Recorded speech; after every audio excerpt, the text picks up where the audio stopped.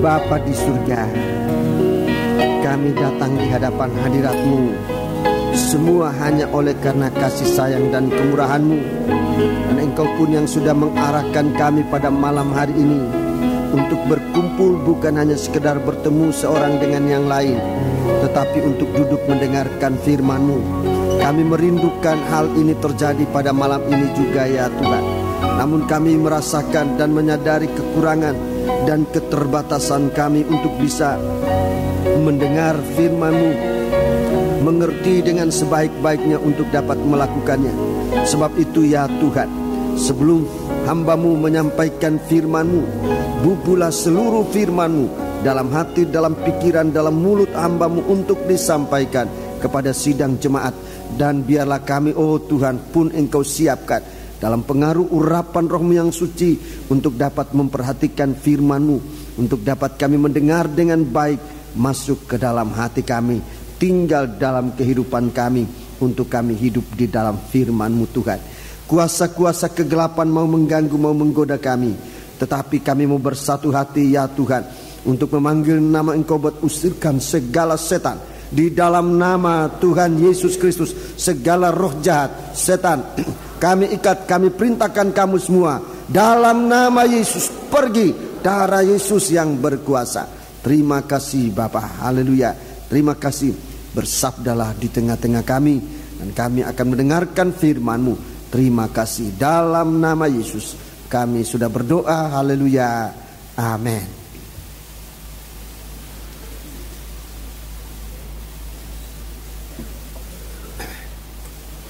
Sidang jemaat yang dikasihi Tuhan, salam sejahtera bagi kita sekalian.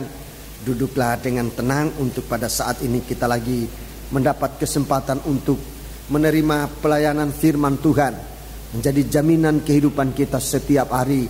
Bahkan lebih daripada itu, kesiapan untuk kita masuk dalam kerajaan 1000 tahun, bukan dengan segala perkara duniawi, seumpama kekayaan, seumpama kekuatan daging kita, maupun apa saja yang kita miliki, tetapi dengan kesiapan dari firman Tuhan yang Tuhan berikan kepada kita. Biarlah kita mau tenang dan menggunakan kesempatan ini dengan sebaik-baiknya untuk mendengarkan firman Tuhan. Puji Tuhan. Kita sementara memeriksa kitab Wahyu Fatsal yang kelima. Kitab Wahyu Fatsal yang kelima tentang gulungan kitab. Gulungan kitab yang ditulisi sebelah dalam dan sebelah luarnya, dan dimeterai dengan 7 meterai. Saudara-saudaraku, dalam perkembangan ini kita sudah melihat bahwa apa yang ditangisi oleh Rasul Yohanes di Pulau Patmos mendapat jawaban yang sangat positif dari Tuhan dengan berkata, "Jangan engkau menangis.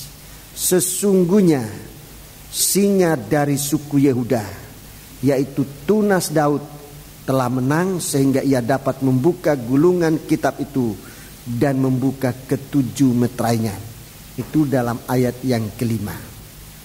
Kemudian dalam ayat yang keenam, "Maka aku melihat di tengah-tengah tahta itu dan keempat makhluk itu, dan di tengah-tengah tua-tua itu berdiri seekor anak domba seperti yang telah disembelih, bertanduk 7 dan bermata 7. Itulah ke-7 roh Allah yang diutus ke seluruh bumi." Di sini Yesus ditampilkan.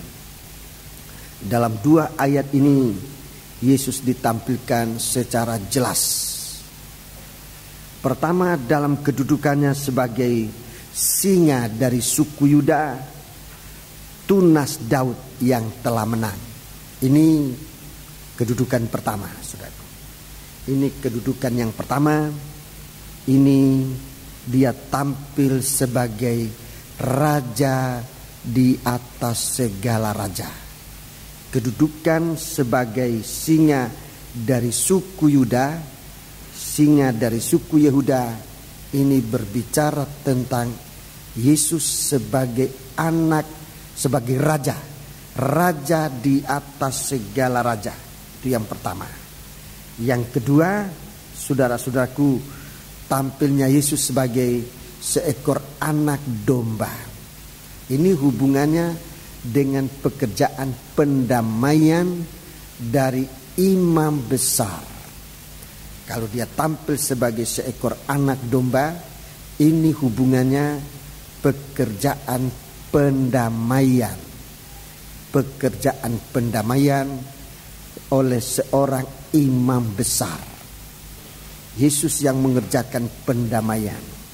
Saudara-saudaraku, kita umat manusia, terutama bangsa kafir, bangsa yang hanya untuk dimurkai. Tapi kita mendengar, kita melihat dalam Alkitab, kita membaca, kita mendengar dalam uraian bahwa bangsa yang dimurkai masih mendapat kesempatan untuk didamaikan dengan Tuhan.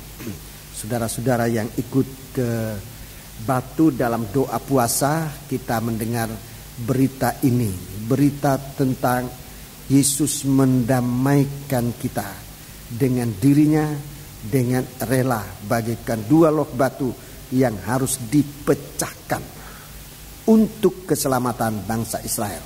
Sekarang anak domba Allah tersembelih untuk keselamatan kita juga, bangsa kafir. Jadi kita melihat di sini, saudara-saudaraku, sebenarnya apa yang ada tertulis di dalam gulungan loh batu ini, di dalam gulungan kitab ini, sesungguhnya itu dapat kita baca dari pribadi dia, pribadi Yesus sendiri yang datang, yang bisa menerima gulungan kitab itu dan kemudian membukanya dan membuka ketujuh meterainya dan membacakannya bagi kita sekalian. Jadi di dalam kitab ini kita jelas melihat bahwa apa yang akan menjadi nasibnya dari gereja Tuhan, saudara-saudaraku, yaitu akan menjadi imam-imam dan raja-raja. Sebab dia yang menerima kitab ini, yang di dalamnya terkandung nasib dari gereja Tuhan, di dalamnya tertulis keadaan dan nasib gereja Tuhan kemudian hari. Jadi kalau kita melihat Yesus sebagai tunas dari suku Yehuda. Baik, saya mengajak kita membaca itu, saudaraku. Tunas suku Yehuda ini supaya kita jelas apa yang sesungguhnya dimaksudkan dengan tunas dari suku Yehuda atau singa dari suku Yehuda, tunas Daud yang telah menang. Mari kita membaca lebih dahulu dalam kitab Kejadian. Dalam kitab Kejadian ini penting kita baca untuk melihat kalau Tuhan tampil sebagai singa dari suku Yehuda, tunas Daud.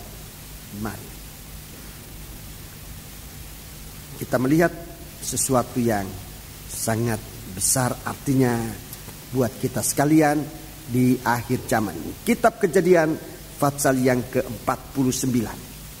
Kitab Kejadian pasal 49. Ini berkat dari Yehuda.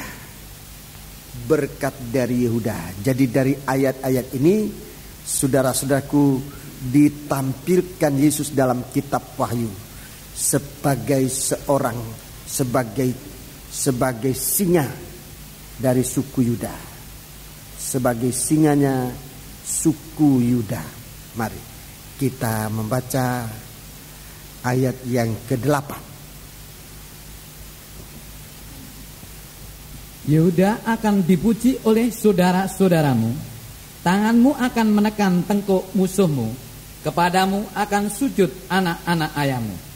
Yehuda adalah seperti anak singa. Iya, Yehuda adalah seperti anak singa. Terus, setelah menerkam, engkau naik ke suatu tempat yang tinggi, hai anakku. Ya. Ia meniarap dan berbaring seperti singa jantan atau seperti singa betina. Siapakah yang berani membangunkannya? Terus, tongkat kerajaan. Ya, ini di garis bawahi. Tongkat kerajaan tidak akan beranjak dari Yehuda. Tidak akan beranjak dari Yehuda. ataupun lambang pemerintahan dari antara kakinya, Iya, terus sampai dia datang yang berhak atasnya, maka kepadanya akan takluk bangsa-bangsa. terus Ia akan menambatkan keledainya pada pohon anggur dan anak keledainya pada pohon anggur pilihan. Ia akan mencuci pakaiannya dengan anggur dan bajunya dengan darah buah anggur. Matanya akan merah seperti anggur dan giginya akan putih karena susu. Iya. Jadi ayat 8 sampai dengan ayat 12. Ini singa dari suku Yehuda. Bicara tentang kerajaan yang tidak berkesudahan. Kerajaan yang tinggal tidak berkesudahan. Jadi kalau Yesus tampil sebagai singa Yuda, sebagai tunas dari dari Daud, tunas Daud, ini berbicara tentang Yesus sebagai raja, raja atas segala raja-raja. Itulah umat Tuhan. Di sini sebagai seorang raja yang sangat ditekankan di sini dalam ayat-ayat ini adalah kerinduannya untuk mempersekutukan baik bangsa Israel bagaikan anak-anak domba Allah.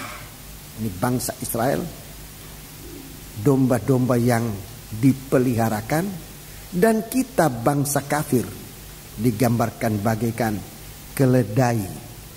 Keledai binatang yang berbeban. Jadi Tuhan ingin mempersekutukan di dalam kesucian. Semoga kata-kata ini dapat melintasi akal pikiran kita untuk kita mengerti sebagai tunas, sebagai singa Yuda. Ia dapat mempersekutukan baik kita bangsa kafir maupun bangsa Israel.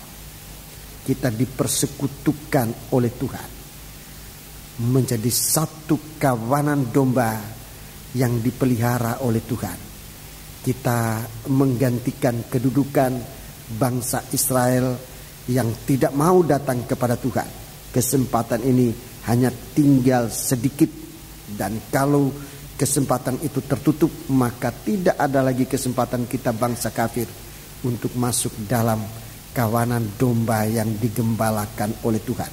Dalam ayat-ayat ini Tuhan bicara tentang penyucian, ya, tentang penyucian. Umat Tuhan ini akan disucikan sampai menjadi suci. Dia akan mencuci pakaiannya dengan anggur dan bajunya dengan darah buah anggur. Matanya akan merah karena anggur dan giginya akan putih karena susu. Ini suatu penggembalaan yang sangat berhasil yang dikerjakan oleh Tuhan. Dalam Injil Matius, kita baca Injil Matius Injil Matius pasal yang ke-15. Injil Matius pasal yang ke-15. Diceritakan di sini, saudara-saudaraku, suatu pekerjaan Yesus yang dapat mempersekutukan kita bangsa kafir dengan bangsa Israel. Mari, Injil Matius pasal 15 mulai ayat 21. Bagaimana kita masuk dalam penyucian ini? Kita bangsa kafir bisa masuk dalam kawanan domba Allah untuk menerima penyucian. Dalam cerita ini kita melihat jelas cara Tuhan berikan kepada kita sekalian. Mari, ayat 21. Lalu Yesus pergi dari situ dan menyingkir ke daerah Tirus dan Sidon. Iya. Maka datanglah seorang perempuan Kanaan dari daerah itu dan berseru, "Kasihanilah aku, ya Tuhan, anak Daud, karena anakku perempuan kerasukan setan dan sangat menderita." Ya, inilah beban yang dipikul oleh manusia.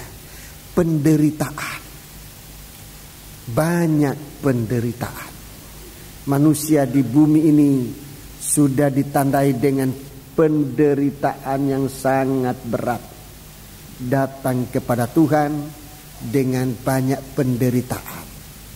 Rekan-rekan hamba Tuhan, biar kita mengetahui ini, saudara-saudaraku di dalam sidang jemaat, khususnya atau terutama kita bangsa kafir ini, datang kepada Tuhan sudah mempunyai beban, bagaikan keledai binatang yang berbeban. Itulah kehidupan kita, datang kepada Tuhan untuk menerima pertolongan dari Dia. Bangsa yang penuh dengan penderitaan, sangat menderita. 23. Tetapi Yesus sama sekali tidak menjawabnya. Ya, terus? Lalu murid-muridnya datang dan meminta kepadanya, suruhlah ia pergi. Ia mengikuti kita dengan berteriak-teriak. Iya, terus? Jawab Yesus, aku diutus hanya kepada domba-domba yang hilang dari umat Israel. Iya, jadi ini sesungguhnya merupakan tujuan Tuhan datang ke dunia ini, untuk mencari domba-domba yang tersesat dari antara umat Israel. Jadi kita tidak mendapat bahagian. Sebenarnya kita tidak mendapat bahagian. Tuhan datang untuk bangsa Israel, bukan untuk kita bangsa kafir. Terus? Tetapi perempuan itu mendekat dan menyembah Dia sambil berkata, ya. Tuhan, tolonglah aku. Tuhan, tolonglah aku. Jadi tidak putus asa. Sekali berseru, tidak dijawab, berseru lagi, malah saudara-saudaraku ada jawaban tetapi tidak memuaskan. Sebab Tuhan menunjukkan kita sebenarnya tidak ada hak, tidak punya hak untuk menerima sesuatu dari Tuhan. Sebab Tuhan datang untuk bangsa Israel. Tapi perempuan itu lagi mendekat menyembah Dia sambil berkata, Tuhan, tolonglah aku. 26. Tetapi Yesus menjawab, ya. Tidak patut mengambil roti yang disediakan bagi anak-anak dan melemparkannya kepada anjing. Iya, ini jawaban masih buat daging tidak enak. Tidak patut mengambil roti yang disediakan bagi anak-anak, melemparkan kepada anjing.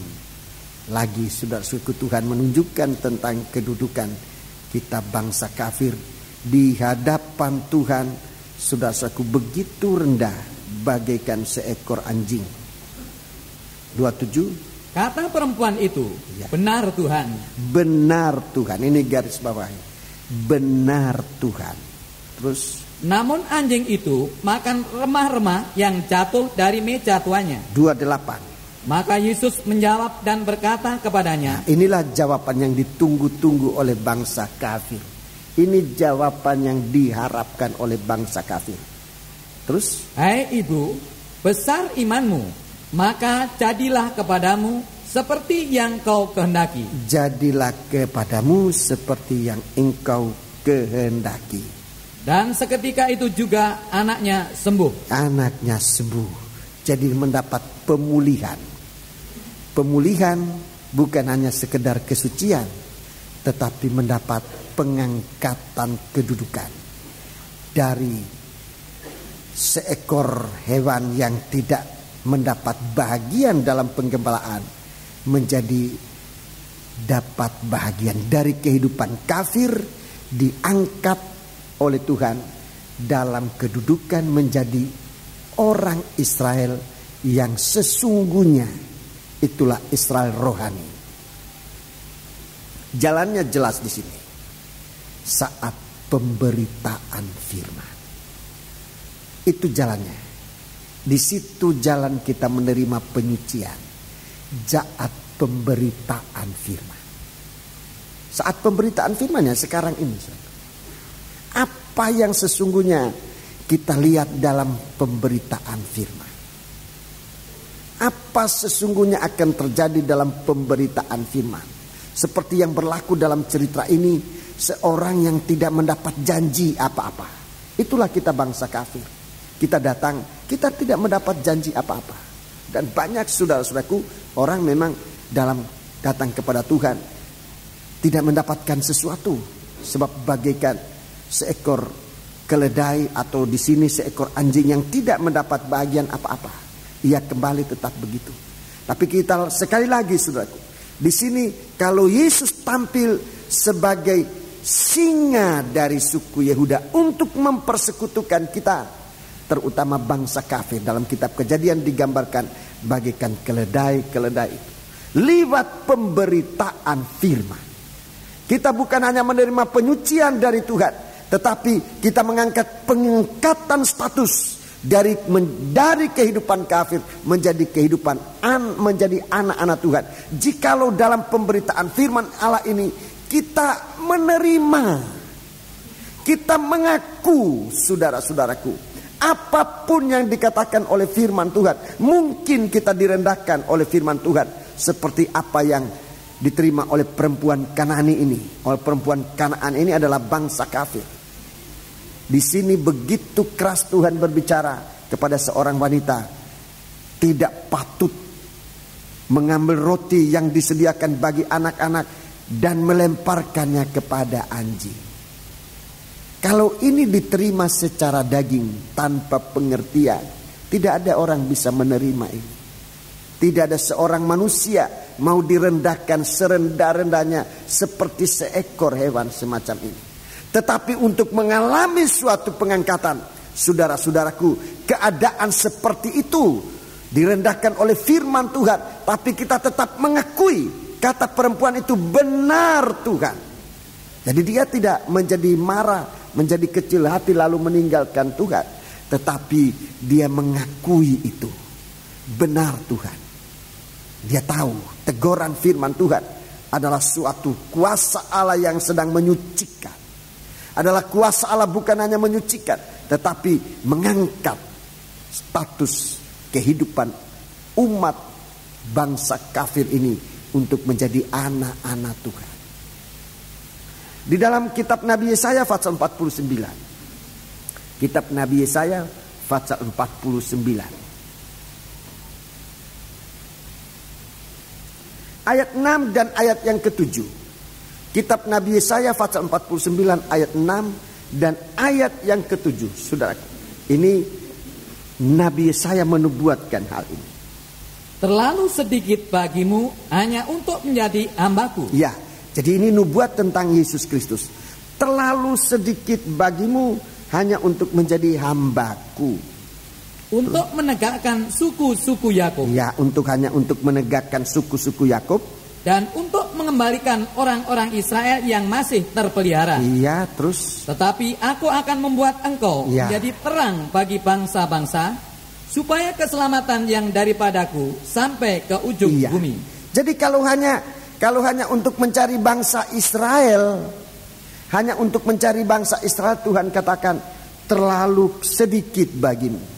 Kalau Yesus diutus hanya untuk bangsa Israel, dalam nubuat dari Nabi Yesaya, Tuhan berkata terlalu sedikit kalau engkau diutus ke bumi ini hanya untuk bangsa Israel.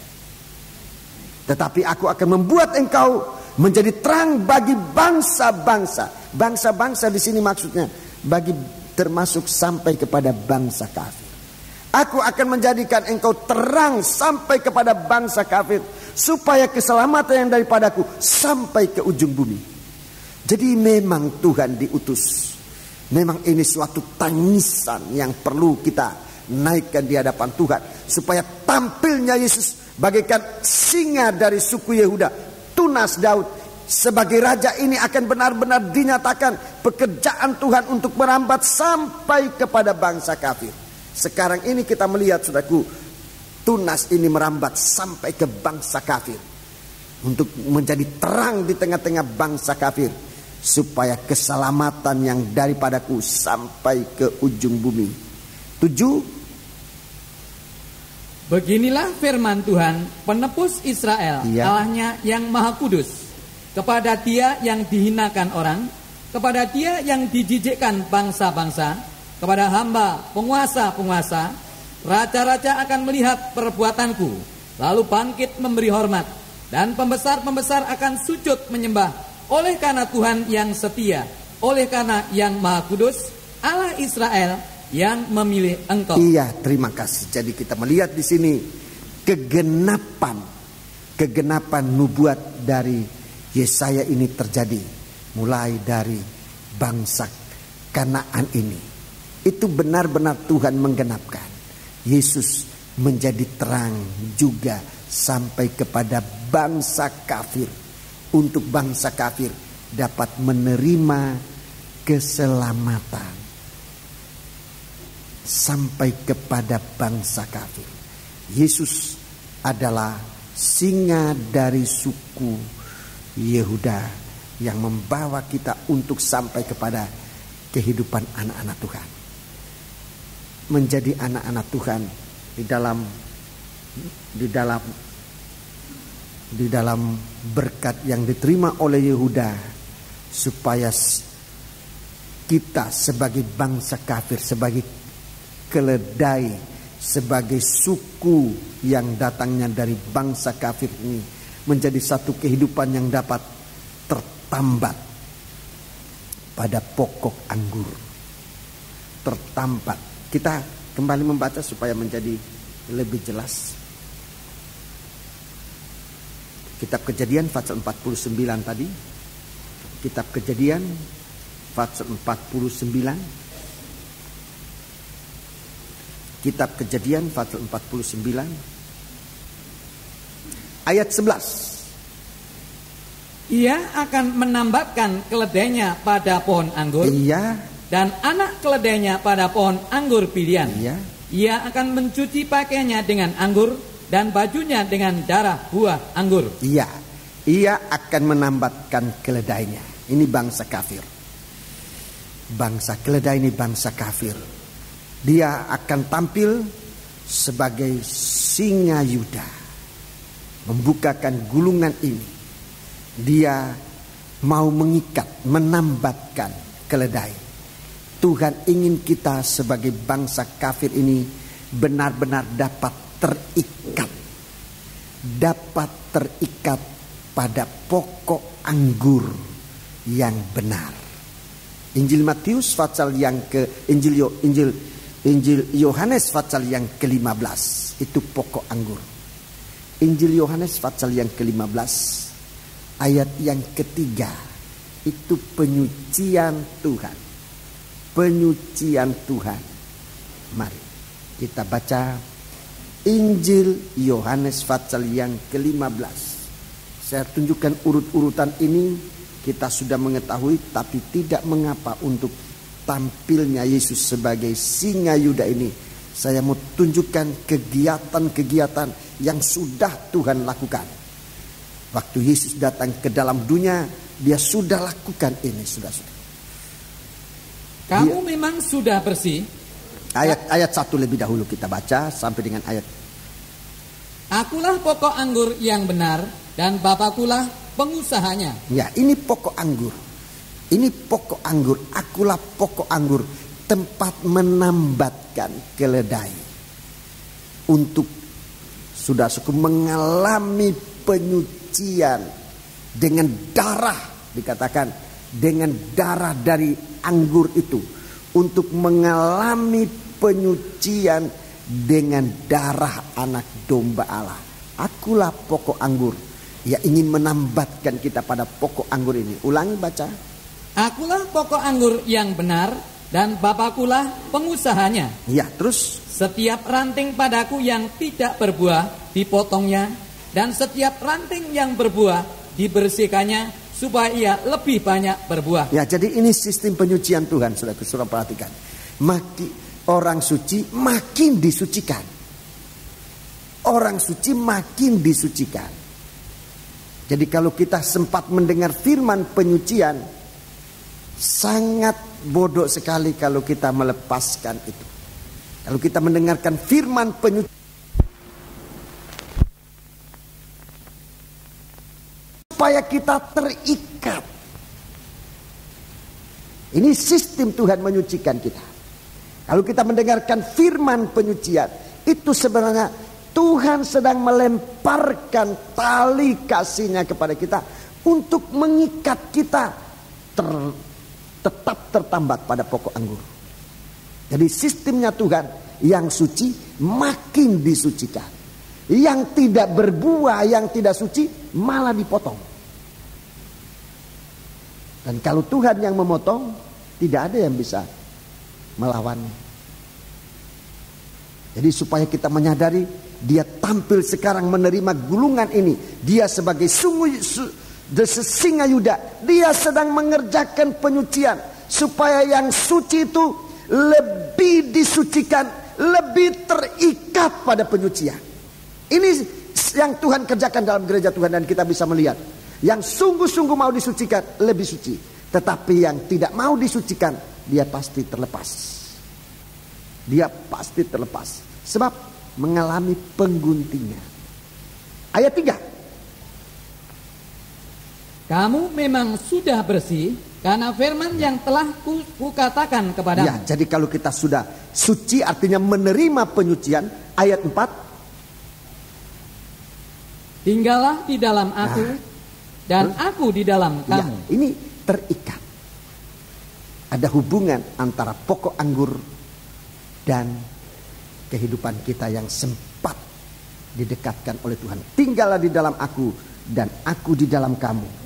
Sama seperti ranting tidak dapat berbuah dari dirinya sendiri kalau ia tidak tinggal pada pokok anggur, demikian juga kamu tidak berbuah jikalau kamu tidak tinggal di dalam aku. Ya, jadi apa yang Tuhan minta kepada kita bangsa kafir ini, yang mendapat kesempatan menjadi orang percaya, adalah tinggal terikat dalam penyucian Tuhan.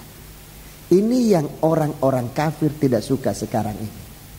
Ini yang orang kafir di dalam gereja Tuhan tidak senang. Begitu firman penyucian mulai akan berguguran. Tapi kita yang sudah mendengar firman, saudara-saudaraku, kita mengetahui apa kebutuhan kita sebagai bangsa kafir datang kepada Tuhan. Bukan hanya untuk menerima sekedar berkat. Saudara-saudaraku, baik berkat itu sifatnya jasmani maupun rohani. Kesembuhan tubuh, jiwa, dan roh, bukan cuma itu. Tetapi sesudah kita diberkati oleh Tuhan, kita mengalami penyucian, kita mengalami ini, setia tertambat kepada Dia, terikat, terjalin hubungan yang sangat kuat antara kita dengan Dia sebagai pokok anggur. Terikat, keledai yang sedang terikat pada pokok anggur ini disediakan untuk ditunggangi oleh Tuhan masuk ke Yerusalem baru. Jadi seekor keledai yang terikat, bangsa kafir yang tinggal setia dalam penyucian. Waktu sembahyang berdoa, sembahyang puasa di batu, ini yang menjadi pokok pembicaraan selama kurang lebih 9 kali kebaktian, pagi, siang maupun malam. Sejak subuh sampai malam, dalam doa, dalam membaca firman, kita bicara tentang tekun, tentang setia, dengar-dengaran. Itu membuat kita terikat kepada Tuhan. Kita tidak bisa terikat kepada Tuhan kalau kita tidak dengar-dengaran. Tapi kalau kita mau masuk ke Yerusalem baru, ke kota Yerusalem, tidak ada jalan lain yaitu ini. Kita terikat pada pokok anggur ini. Di situ tempat singa Yuda, Yesus Kristus tunas Daud, raja yang akan datang itu, mengikat keledainya, menambatkan keledainya. Injil Matius pasal yang ke-20. Injil Matius pasal yang ke-20.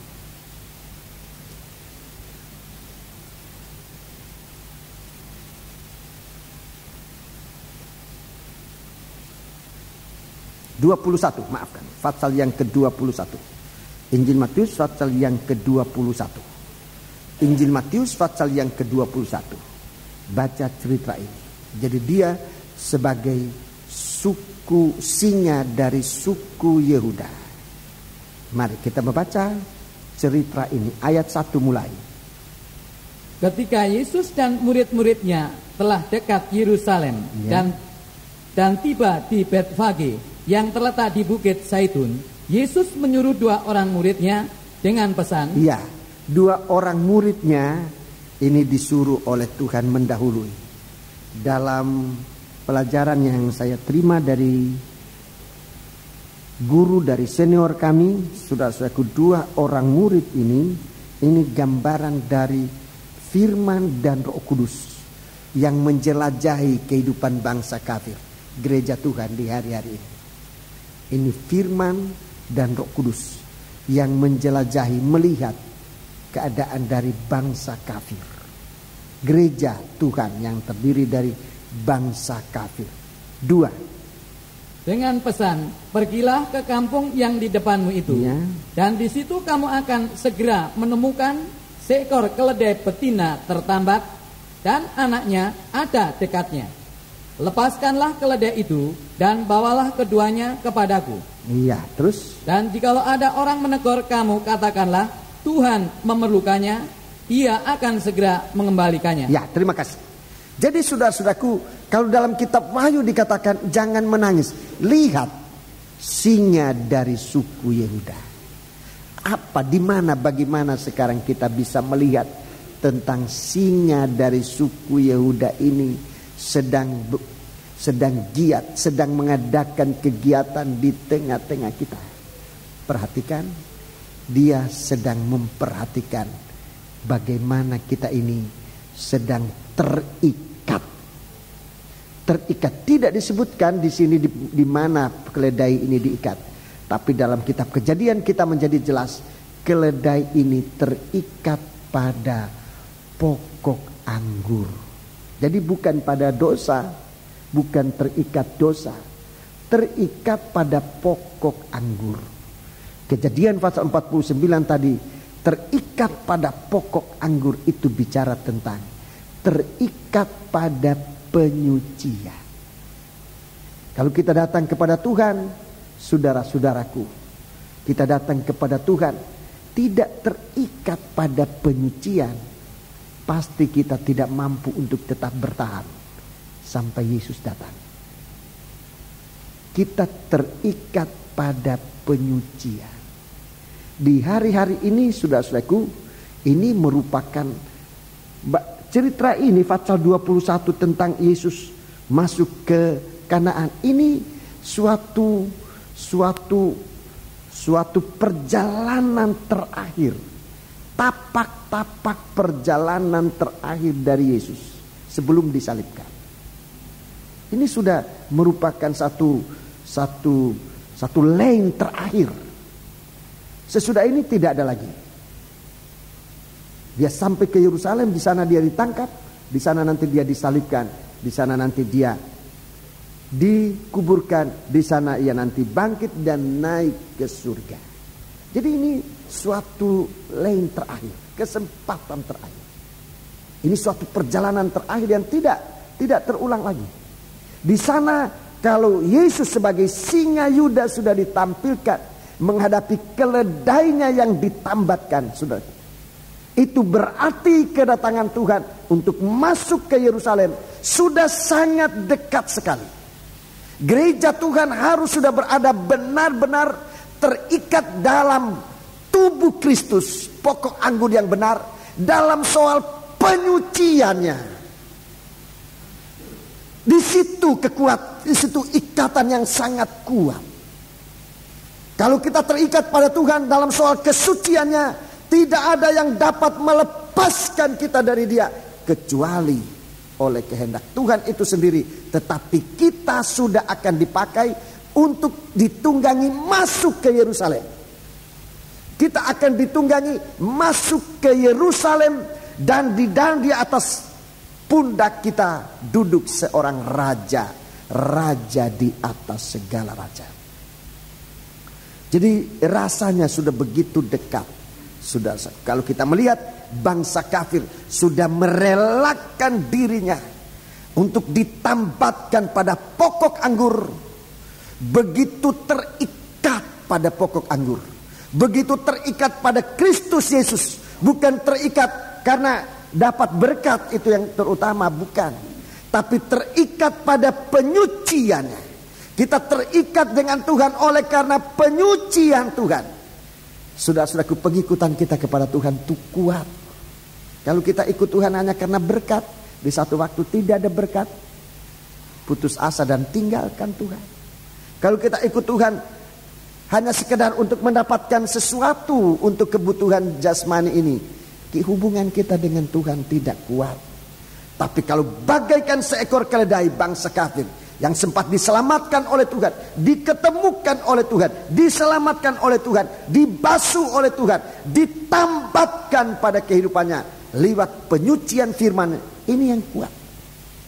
Tuhan sedang mencari sekarang keledai-keledai yang tertambat, bukan keledai-keledai liar, saudara-saudaraku, untuk dipakai, ditunggangi oleh Tuhan masuk ke Yerusalem. Di Batu, saudara-saudaraku, di sana kita dengar tentang kuda yang terlepas dari kandang. Ini tidak bisa ditunggangi. Tidak bisa ditunggangi. Israel bagaikan kuda yang terlepas dari kandang.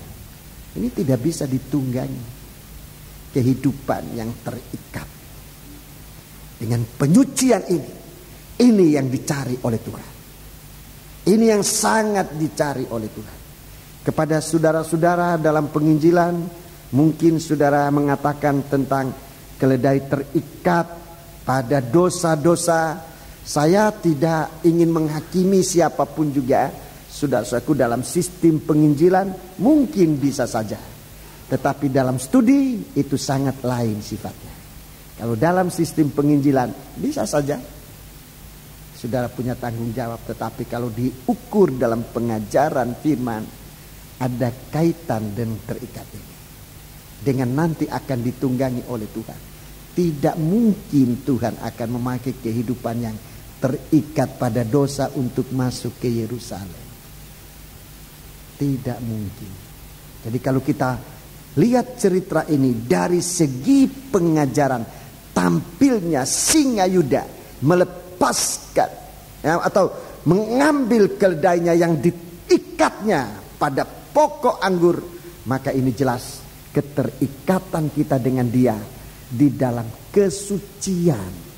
Sebab dalam terikat dengan pokok anggur ini, di sana pakaian itu dibasuh dengan darah buah anggur. Itu dijelaskan dalam kitab Kejadian pasal yang ke-49. Sekali lagi, kalau saudara sudah menyampaikan dalam sistem penginjilan, saya tidak mau menghakimi. Tetapi yang saya beritakan sekarang adalah dalam sistem pengajaran. Apa pengajaran ini ada lanjutannya? Ada lanjutannya. Kita baca dalam ayat 3. Ayat 3. Dan jikalau ada orang menegur kamu, katakanlah, ya. Tuhan memerlukannya. Tuhan memerlukannya. Ia akan segera mengembalikannya. Ya. Jadi sementara kita ini, sementara kita ini diikat kepada pribadinya dengan kesucian. Kalau engkau disucikan, tetap tinggal di dalam aku. Itu dalam Yohanes pasal yang ke-15 ayat 4. Kalau kamu sudah disucikan, tinggal di dalam aku dan aku di dalam engkau. Ini keterikatan. Ini saling terikat. Yohanes 15 tadi. Kalau kita mengalami penyucian Tuhan, maksudnya supaya kita tetap tinggal di dalam Dia dan Dia di dalam kita. Kita baca, kita lihat di sini. Di dalam penyucian ini, saudara-saudaraku, hak Tuhan di atas kita sedang diletakkan oleh Tuhan. Tuhan menaruh hak di dalam kehidupan kita, sehingga kita tidak berhak lagi atas kehidupan kita, melainkan Dia. Ini hubungan, saudaraku, antara suami dan istri. Suami tidak berhak atas dirinya, melainkan istri itu. Istri tidak berhak atas dirinya, kecuali suami itu. Ini yang sedang ditaruh oleh Tuhan. Saudaraku, kita lihat bagaimana Tuhan menunjukkan haknya di situ. Jikalau ada orang menegur kamu, katakan Tuhan memerlukannya. Tuhan menunjukkan Dia berhak atas keledai yang tertambat. Sementara Tuhan menyucikan kita, saudaraku, Tuhan menaruh hak atas kehidupan kita. Dan kalau Tuhan menaruh hak atas kehidupan kita, kita pun bagaikan seorang hamba yang dibeli, hamba yang tidak berguna, hamba budak yang dibeli. Saudara-saudaraku, kita menaruh hak kita di dalam tangannya. Dan ini hubungan timbal balik yang sangat kuat.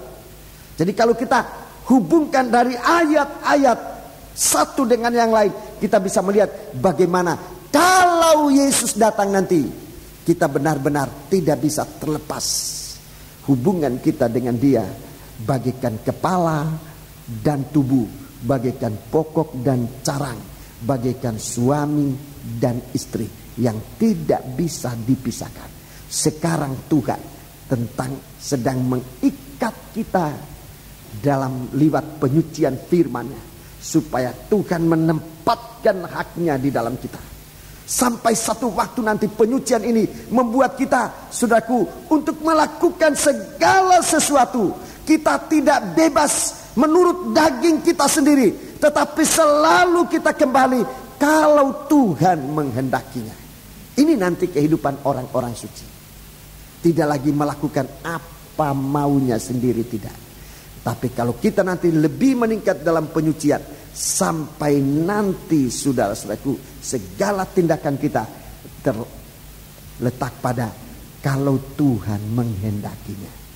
Kalau Tuhan tidak menghendakinya, kita tidak mau melakukan apapun juga.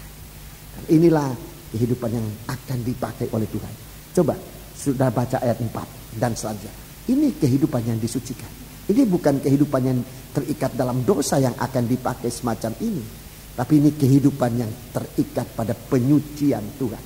Ayat 4. Hal itu terjadi supaya genaplah firman yang disampaikan oleh Nabi. Ya.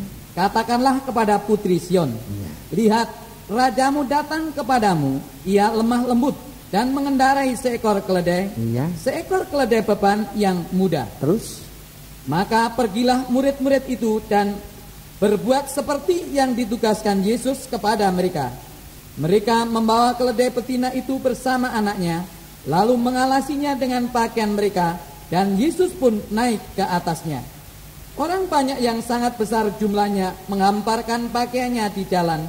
Ada pula yang memotong ranting-ranting dari pohon-pohon dan menyebarkannya di jalan. Dan orang banyak yang berjalan di depan Yesus dan yang mengikutinya dari belakang berseru katanya, Hosana bagi anak Daud, diberkatilah dia yang datang dalam nama Tuhan. Hosana di tempat yang maha tinggi.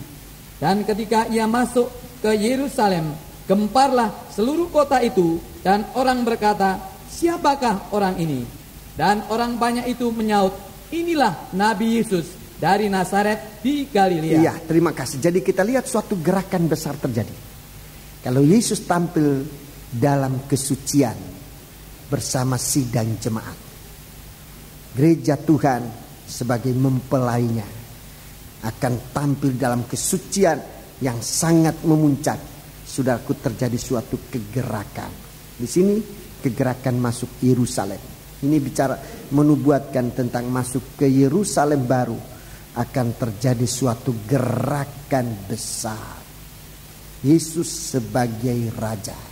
Raja di atas segala raja. Puji Tuhan. Kita kembali dalam kitab Wahyu. Wahyu pasal yang kelima tadi. Wahyu pasal yang kelima. Wahyu pasal yang kelima. Ayat yang ke-6. Kita baca ayat yang ke-6. Maka aku melihat di tengah-tengah tahta dan keempat makhluk itu, dan di tengah-tengah tua-tua itu berdiri seekor anak domba seperti telah disembelih, bertanduk 7 dan bermata 7. Itulah ketujuh roh Allah yang diutus ke seluruh bumi. Iya, terima kasih. Bertanduk 7. Ini kuasa, ya. Tanduk ini bicara tentang kuasa Allah. Sering dikaitkan dengan istilah kuasa kebangkitan. Ini tanduk. Kuasa kebangkitan. Angka 7 bicara tentang sempurna. kuasa kebangkitan yang sempurna dari Yesus. 7 mata ini Roh Kudus. Ini bicara pengutusan Tuhan. Ini bicara tentang pengutusan ke seluruh bumi. 7 roh Allah yang diutus ke seluruh bumi. Saudara-saudara, kita melihat di sini seekor anak domba seperti yang disembelih. Ini penampilan Yesus sebagai imam besar yang mengerjakan pekerjaan pendamaian dengan jalan mengorbankan dirinya sendiri. Jadi anak domba ini, anak domba yang tersembelih, ini bicara tentang Yesus sebagai imam besar dan sebagai anak domba Allah yang mengerjakan pekerjaan pendamaian. Pekerjaan pendamaian ini suatu kuasa. Kuasa Allah yang dapat melepaskan umat manusia dari segala keterikatannya pada apapun juga yang ada di bumi ini.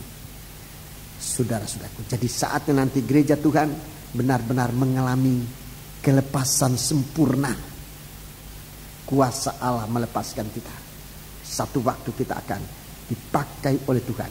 2 Korintus pasal yang kelima. 2 Korintus pasal yang kelima. Surat 2 Korintus pasal yang kelima.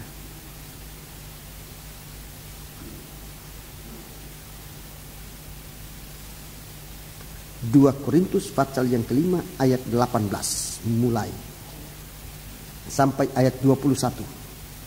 2 Korintus pasal 5 ayat 18 sampai 21. Dan semuanya ini dari Allah yang dengan perantaraan Kristus telah mendamaikan kita dengan dirinya dan yang telah mempercayakan pelayanan pendamaian itu kepada kami. Sebab Allah mendamaikan dunia dengan dirinya oleh Kristus dengan tidak memperhitungkan pelanggaran mereka. Ia telah mempercayakan berita pendamaian itu kepada kami. Ya, pekerjaan pendamaian. Ini pekerjaan imam besar. Pekerjaan pendamaian ini pekerjaan imam besar. Itu lebih daripada hanya penyucian. Pekerjaan pendamaian ini lebih tinggi dari hanya sekedar penyucian. Kita didamaikan, kita disekutukan dengan Tuhan. Bagaikan seekor keledai yang sedang dikendarai oleh raja. Ini didamaikan. Raja itu berkenan untuk memakai kehidupan kita. Sang raja ini berkenan untuk memakai kehidupan kita, bangsa kafir yang tadinya terhilang dari hadapan Allah. Tapi Tuhan sudah sempat menolong kita dengan menebus kita. Sudah memperdamaikan kita dengan dirinya. Saudara lihat sekarang apa yang terjadi. Tuhan dengan 7 tanduk, anak domba itu dengan 7 tanduk, 7 mata. Dengan kuasa kebangkitannya di hari-hari ini menjelang kedatangannya, mempercayakan pengutusan pendamaian ini kepada kita. Ia mendamaikan dunia dengan dirinya dan tidak memperhitungkan pelanggaran mereka. Ia telah mempercayakan berita pendamaian itu kepada kami. Mari kita baca ayat 20. Jadi kami ini adalah utusan-utusan Kristus. Iya, ini mata. Jadi kami ini adalah utusan-utusan Kristus. Itu mata, itu roh Allah.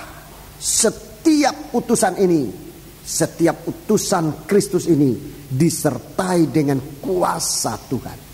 Jadi kami ini adalah utusan-utusan Kristus. Seakan-akan Allah menasihati kamu dengan perantaraan kami. Dalam nama Kristus kami meminta kepadamu, berilah dirimu didamaikan dengan Allah. Berilah dirimu didamaikan dengan Allah. Jadi ini tujuan pengutusan. Supaya umat manusia ini berdamai, didamaikan dengan Allah. Kami ini adalah utusan utusan-utusan Kristus. Dalam kitab Wahyu itu bicara tentang pekerjaan Roh El Kudus. Roh El Kudus telah dipakai oleh Tuhan. Roh El Kudus telah diutus ke seluruh dunia. Sekarang bersama dengan hamba-hamba Allah yang diutus ke seluruh dunia. Ke seluruh dunia bukan hanya ke negara-negara. Memang termasuk negara-negara. Tapi yang dimaksudkan dengan ke seluruh dunia itu bicara ke negara-negara, ke kerajaan-kerajaan, ke kota, ke provinsi-provinsi, ke kota-kota, ke desa-desa, ke rumah-rumah tangga dimanapun ada umat manusia. Ini seluruh dunia. Jadi ke rumah tangga, ke pemukiman, kota, desa, ke provinsi, ke negara-negara, sampai ke seluruh dunia. Itu namanya pengutusan ke seluruh dunia. Kalau saudara ini menjadi orang yang percaya kepada Tuhan, dan dalam keluarga saudara masih ada orang yang belum percaya, saudara utusan Tuhan buat saudara itu. Utusan Tuhan. Jadi utusan ini tidak bicara hanya ke negara-negara, sampai ke kota-kota. Saudara bekerja di tengah-tengah bersama pegawai atau pengusaha atau apa saja, di mana orang-orang itu belum mengenal Tuhan. Saudara utusan Tuhan untuk orang-orang itu. Kita utusan Tuhan. Jangan takut berbicara. Kalau kita sempat didamaikan dengan Tuhan lebih dahulu, kalau kita sempat disucikan oleh Tuhan, kita disucikan oleh Tuhan untuk diutus. Untuk diutus oleh Tuhan. Kita disucikan oleh Tuhan untuk diutus oleh Tuhan. Itu yang akan terjadi di hari-hari ini. Pengutusan-pengutusan Tuhan. Saudara-saudaraku, jangan ragu-ragu membuka mulut seperti apa yang dilakukan oleh Rasul Paulus. Kami adalah utusan-utusan Kristus. Seakan-akan Allah menasihati kamu dengan perantaraan kami. Dalam nama Kristus kami meminta kepadamu, berilah dirimu didamaikan dengan Allah. Jangan takut berbicara tentang pendamaian ini. Waktu ini waktu yang terakhir. Kesempatan kita tidak tahu sampai kapan. Tapi inilah waktu yang terakhir. Biarlah kita menjadi utusan-utusan yang membawa berita ini ke seluruh bumi ini. Saudara lihat apa yang akan terjadi kalau setiap pribadi, saudaraku, kalau setiap pribadi menjadi utusan Tuhan. Sekarang di sorga sedang terjadi itu. Itu pun akan terjadi di bumi ini. Coba kita membaca dalam kitab Wahyu. Apa yang sedang terjadi dalam kitab Wahyu? Coba kita melihat ayat yang ketujuh. Ayat yang ketujuh. Lalu datanglah anak domba itu dan menerima gulungan kitab itu dari tangan dia. Menerima gulungan kitab itu dari tangan dia yang duduk di atas tahta itu. Ya, perhatikan. Ketika ia mengambil gulungan kitab itu, tersungkurlah keempat makhluk dan ke-24 tua-tua itu di hadapan anak domba itu, masing-masing memegang satu kecapi dan satu cawan emas penuh dengan kemenyan. Itulah doa orang-orang kudus. Iya, jadi ini saudaraku terjadinya di dalam kerajaan surga. Di bumi ini saudara-saudaraku, doa itu sedang dinaikkan.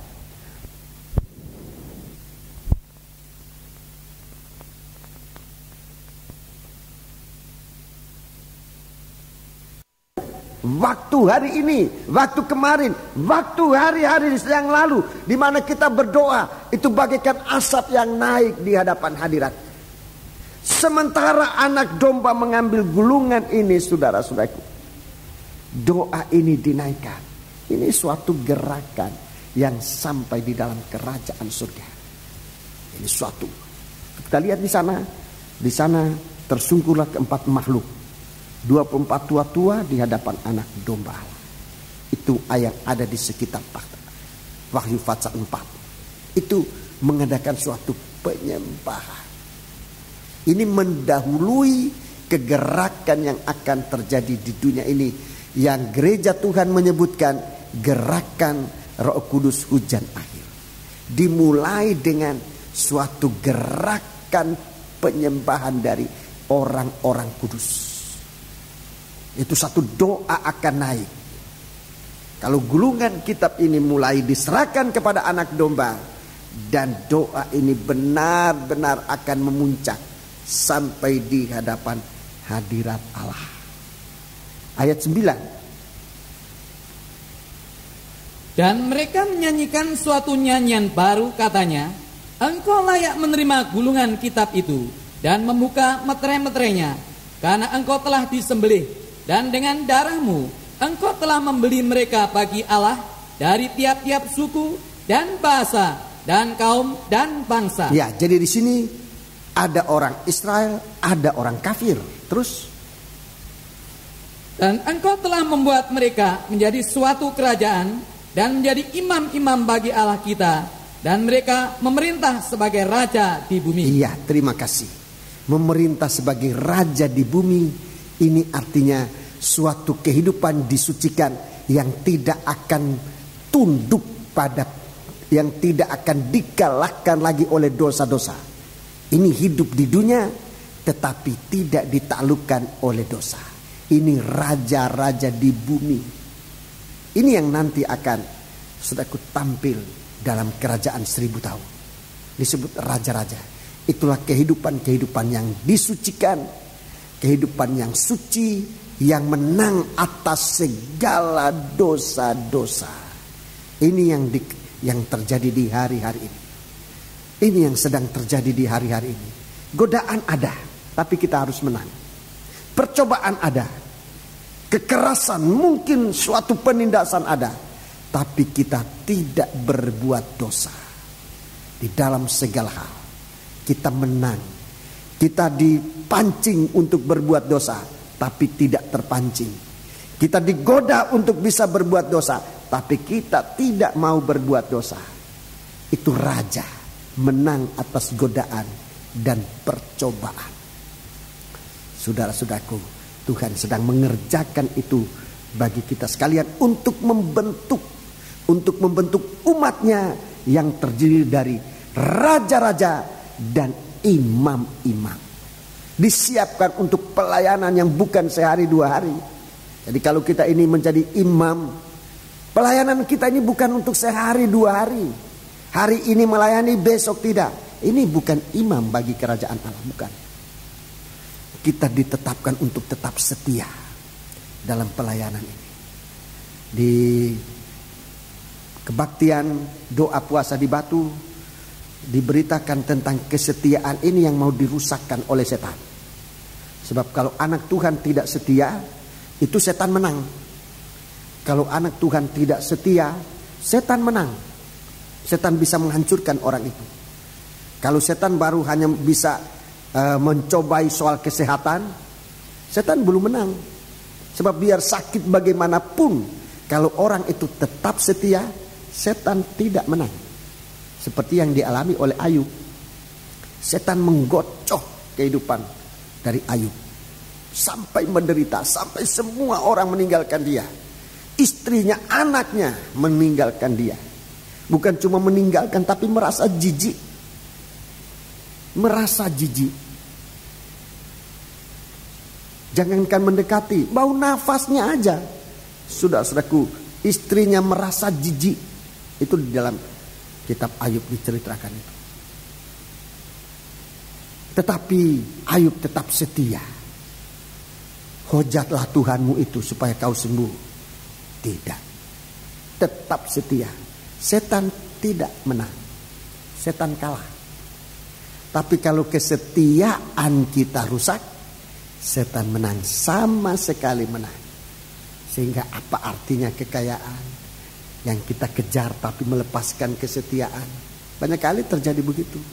Kita mengejar kebutuhan kita, kita lepaskan kesetiaan.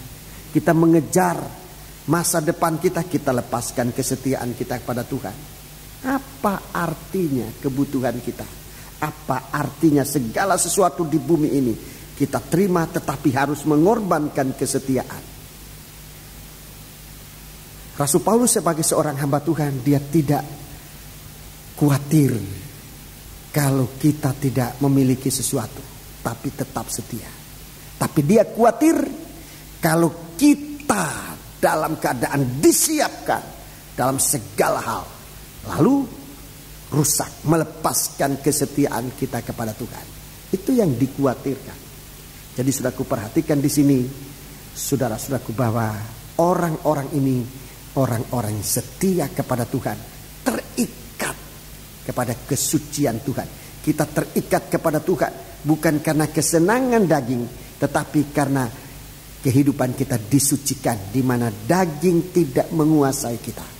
Itu kesukaan sesungguhnya. Kita baca ayat 11. Kita baca ayat 11. Jadi kegerakan ini menjadi lebih besar. Tadinya terjadi di surga hanya kegerakan antara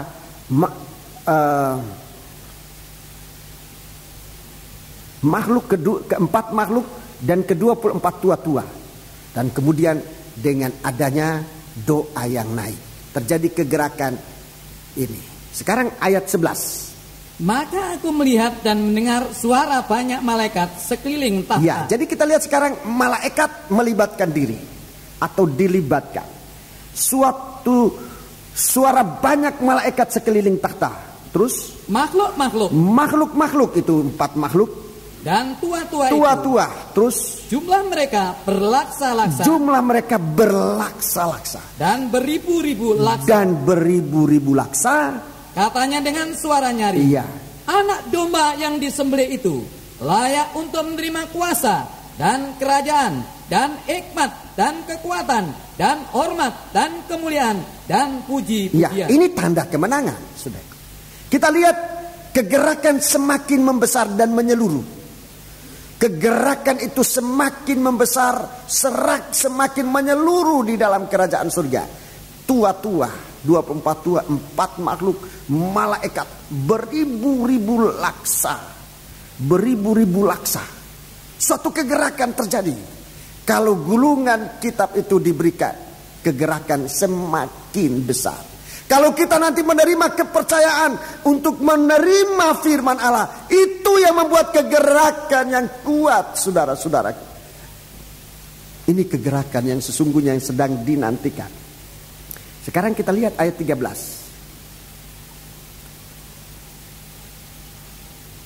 Dan aku mendengar semua makhluk yang di surga dan yang di bumi dan yang di bawah bumi dan yang di laut dan semua yang ada di dalamnya berkata, ya, bagi dia yang duduk di atas tahta, ya, dan bagi anak domba adalah puji-pujian dan hormat dan kemuliaan dan kuasa sampai selama-lamanya. Kita lihat kegerakan ini semakin meluas.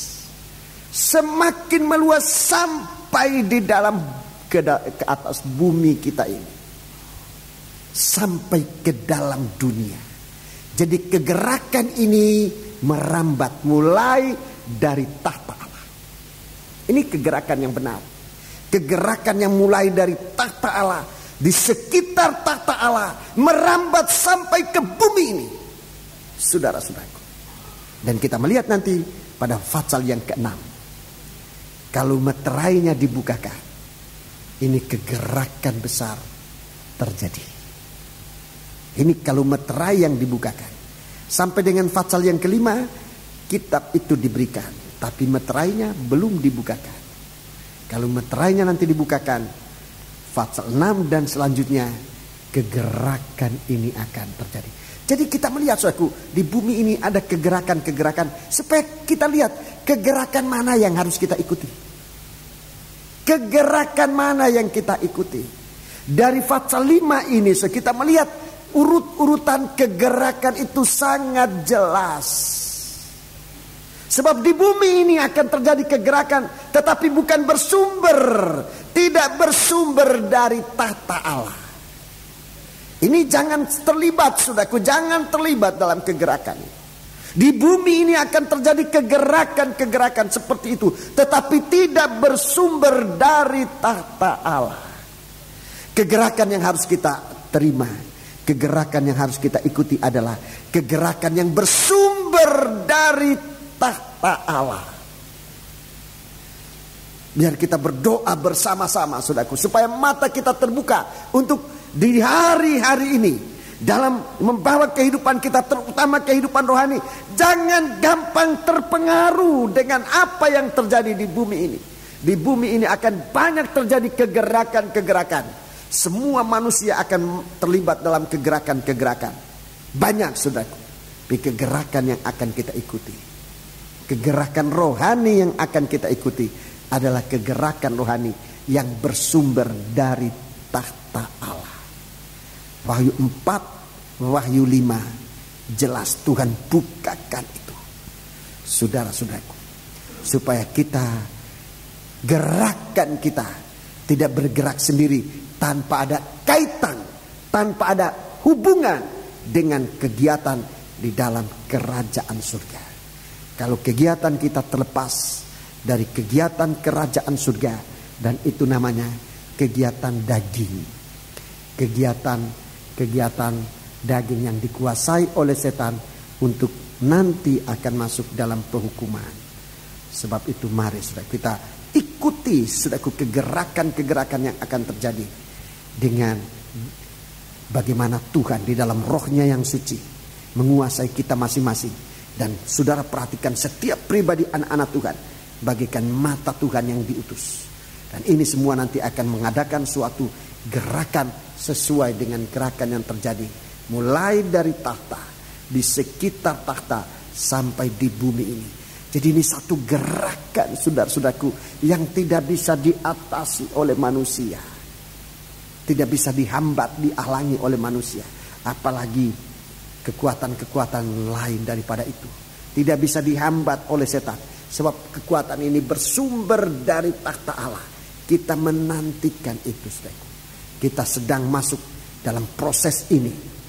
Saudara-saudaraku, dalam pengikutan kita kepada Tuhan, kita sedang dalam penyucian Tuhan. Tambatkan diri oleh kuasa anak domba Allah yang telah tersembelih itu pada pokok anggur penyucian. Jangan lepas dari persekutuan, ketekunan kita dari persekutuan dengan pokok anggur Kristus bagaikan anak domba yang sudah disembelih. Kalau kita tidak terlepas dari situ, kegerakan kita pasti kegerakan yang berasal dari tahta Allah yang turun sampai ke bumi ini. Jadi kita lihat suatu gerakan ini semakin melebar, mulai dari tahta Allah. Mulai dari tahta Allah, dia yang duduk di sebelah kanan Allah, bagaikan seekor anak domba yang sudah tersembelih. Tetapi dengan matinya anak domba, dengan sembelihnya anak domba ini, justru timbul kuasa, 7 tanduk, dan suatu pengutusan untuk terjadinya kegerakan sampai ke bumi ini. Mulai dari tahta Allah, di sekitar tahta, sampai ke seluruh bumi. Semoga kita jangan luput dari kegerakan ini. Sebab kegerakan ini adalah kegerakan untuk memasuki Yerusalem baru. Puji Tuhan. Semoga kita adalah orang yang turut berseru semacam disebutkan ini. Bagi dia yang duduk di atas tahta dan bagi anak domba adalah pujian dan hormat dan kemuliaan dan kuasa sampai selama-lamanya. Jadi inilah penampilan di Wahyu pasal 5 ini. Kitab gulungan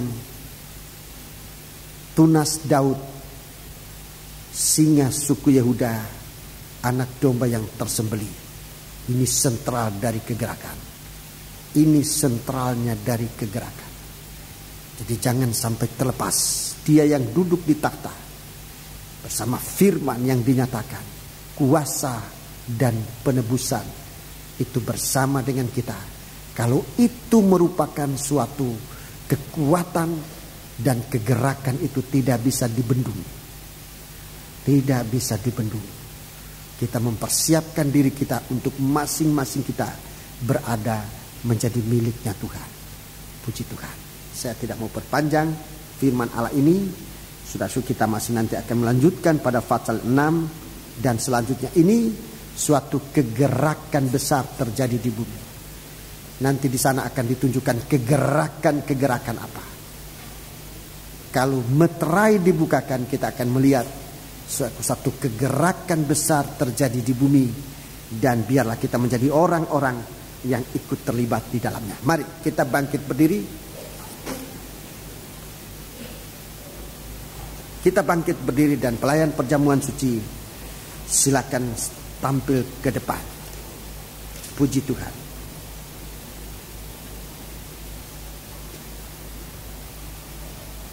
Kita melakukan nyanyian rohani nomor 1. Mulia sembah Raja mulia. Bersama seisi kerajaan surga kita mengagungkan Tuhan.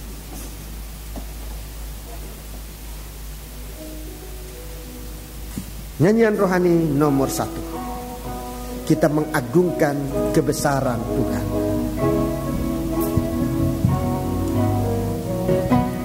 Bersama seisi surga kita melakukan nyanyian. Mulia sembah Raja mulia.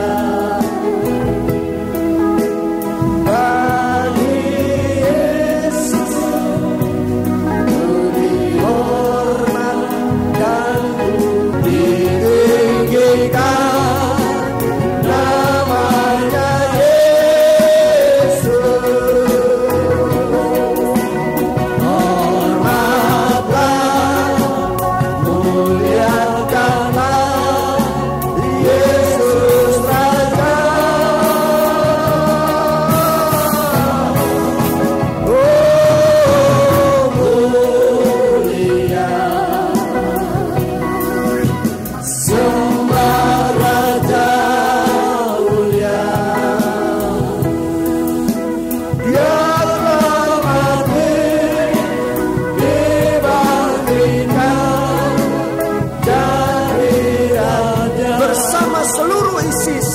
Surga kita melakukan nyanyian ini.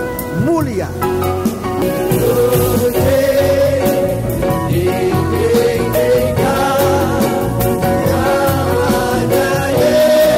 Sampai kita muliakan Dia. Haleluya.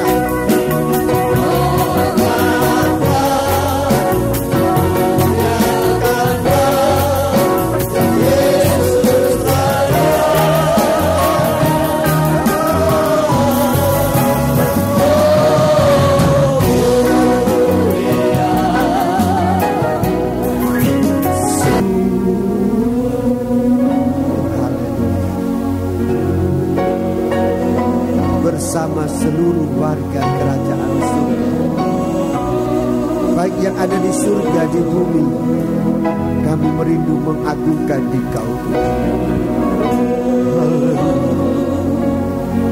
Singa dari suku Yehuda, tunas Daud, anak domba yang telah tersembelih, yang layak menerima gunungan kita dan membuka meterainya, memberitakan bagi kami. Di sini kami sidang jemaat ini Tuhan. Kami ingin mengagungkan Dikau seperti seisi surga mengagungkan Dikau. Haleluya, haleluya, haleluya. Kur denganmu dalam penyembahan, kita mengagungkan dalam penyembahan.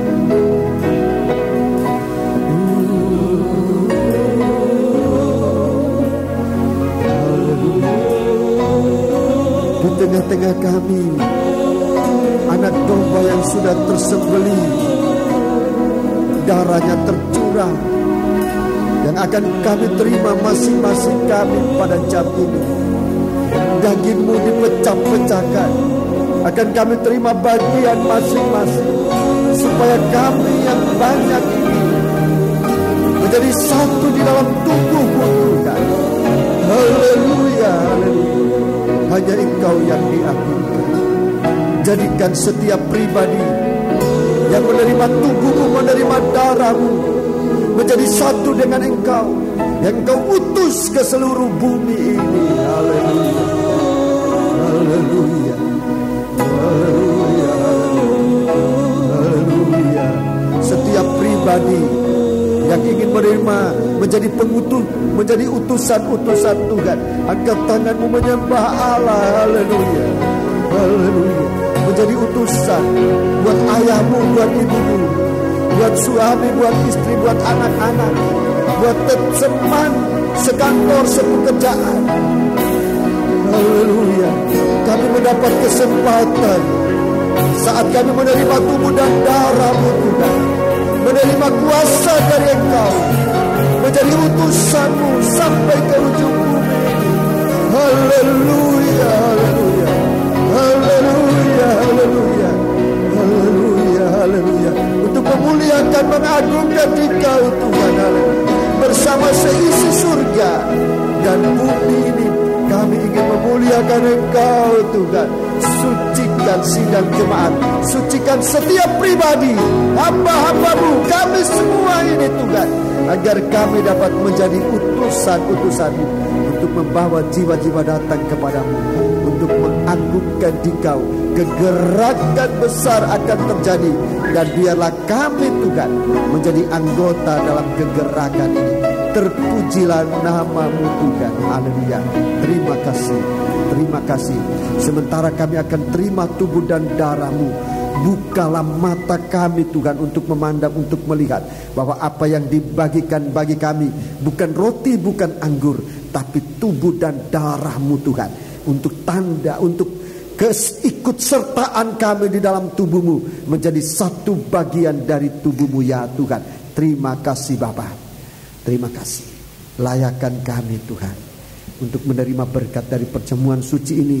Setelah Engkau mengampuni segala dosa kami Tuhan, banyak kali kami melakukan sesuatu yang salah tanpa kami sadar, tapi ampunilah kami saat ini ya Bapa, sehingga kami saat kami menerima perjamuan suci ini, tubuh dan darah-Mu, kami tidak salah dalam menggunakannya, tapi kami benar-benar diberkati oleh Dikau. Terima kasih Tuhan. Biarlah Engkau memberkati perhimpunan kami. Kami akan terima tubuh dan darah-Mu di dalam nama Tuhan Yesus Kristus. Haleluya. Amin.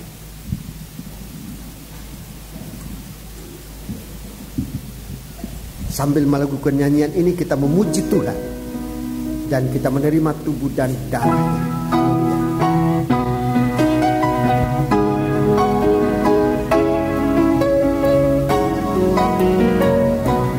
Kita mohon supaya Tuhan memberikan kita kesetiaan sampai Dia datang kembali.